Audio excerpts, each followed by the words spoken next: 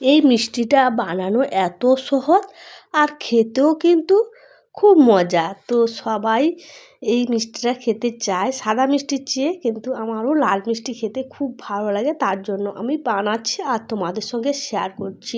রাধে রাধে বন্ধুরা, সবাইকে স্বাগত জানাই মা ভবানী চ্যানেল থেকে। যে যেখানে থাকো সুস্থ থাকো আর ভালো থাকো। পুরো ভিডিওটি দেখার জন্য অনুরোধ রইল, একটুকু না স্কিপ করে।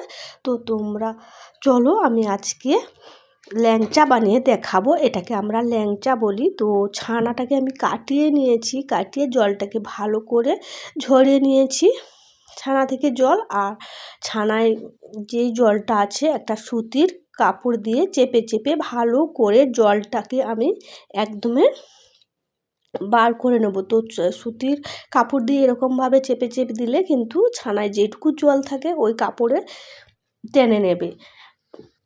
ভালো করে আমি জলটাকে সুন্দর ঝরঝরে করে নিয়েছি ছানা থেকে।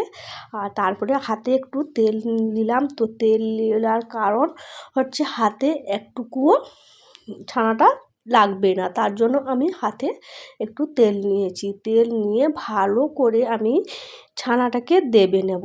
দাবা মানে হাতের যে তালু আছে সেই তালু থেকে ঘষে ঘষে ঘষে ঘষে ছানাটাকে দেবে নিতে হবে। তো একদম মলমের মতো হয়ে যাবে। তো দাবতে দাবতে এটা কিন্তু এই কাজটা করতে হবে, ভালো করে দাবতে হবে। আর আমি এখানে এলাচের গুঁড়ো নিয়েছি, এলাচের গুঁড়ো 1 চিমটি দিয়ে দেবো, হাফটা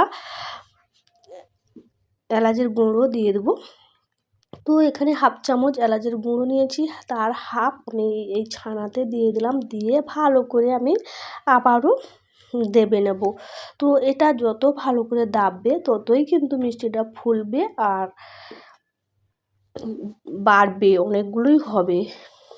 দাবা হয়ে গেছে, আবারও দাবার আগে আমি 1 চামচ ময়দা 1 চামচ সুজি দিয়ে দিলাম।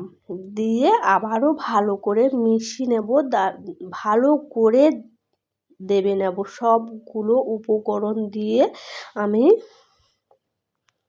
আবার দাববো।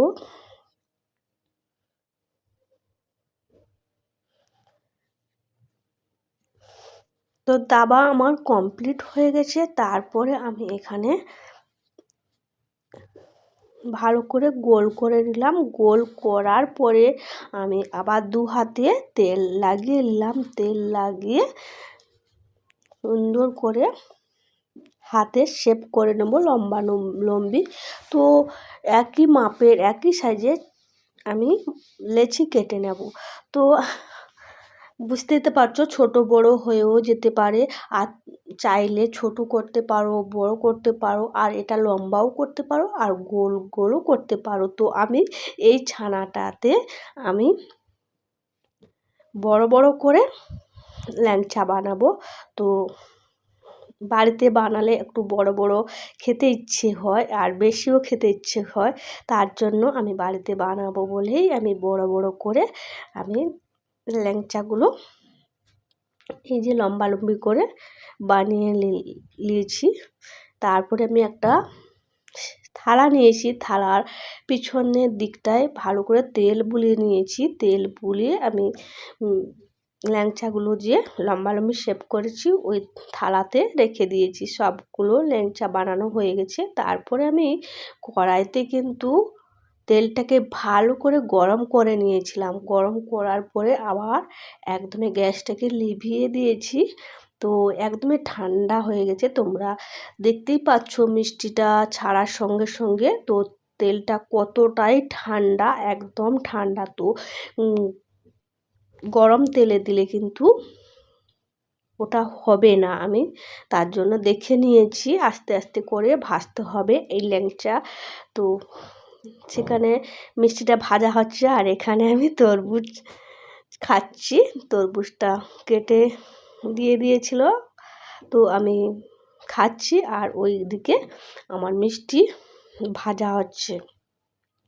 মিষ্টিটাকে তো একদমই হালকা তেলে ভাজতে হবে। ও তারপরে আমি গ্যাসটাকে আবার জ্বালিয়েছি, কিন্তু একদমই কমিয়ে রাখছি। তো আস্তে আস্তে করে ফুলে উঠছে। আর দেখতেই পাচ্ছো কত ছোট দিয়েছিলাম মিষ্টিগুলো, আর এত বড় বড় হয়েছে তেলে।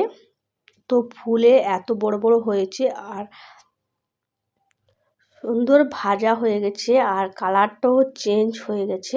তো যেরকম কালার করবে সেরকমই হবে। তো এই মিষ্টিটা এত ফুলছে, তো এক সাইড একটু সাদা আর এক সাইড একটু লাল হয়েছে, ও কোনো অসুবিধা হবে না। তো আমি এক কালার করতে চেয়েছিলাম, কিন্তু একটা দুটো মিষ্টি একটু উপরের দিকটা লাল লাল সাদা সাদা দেখাচ্ছে। তো কিছু করার নেই, অনেক ফোলার জন্য কিন্তু ওই মিষ্টিটা এক সাইড এরকম হয়ে গেছে। তো ভাজা হয়ে গেছে, কত সুন্দর লাগছে দেখতে। তো তোমরা বুঝতে পারছো, ভাজার পরে আমি একটা রস তৈরি করে নেব। রস করার জন্য আমি কড়াই বসিয়ে দিয়েছি, আর এক বাটি চিনি দিয়েছি। ওই বাটি মেপে আমি এক বাটি আর হাফ বাটি জল দেব, 1.5 বাটির জল দিয়েছি।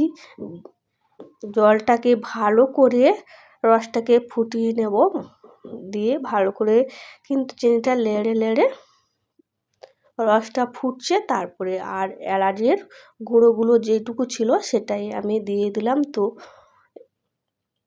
রসটা ফুটে ফুটে সুন্দর হয়ে গেছে রস। আর এই রস কিন্তু বেশি মোটাও হবে না, পাতলা রস হবে মিষ্টি রসটা, তার জন্য আমি একদমই পাতলা। তো রসটা ফুটছে, আর ওই ল্যাংচা মিষ্টি ভাজাগুলো ওই ফুটন্ত রসে দিয়ে একটু ফুটিয়ে নিয়ে আমি গ্যাসটাকে একদমই বন্ধ করে আমি গ্যাসে থেকে কড়াইটা নামিয়ে নিলাম। নামানোর পরে আমি ঢাকনা চাপিয়ে রেখেছিলাম।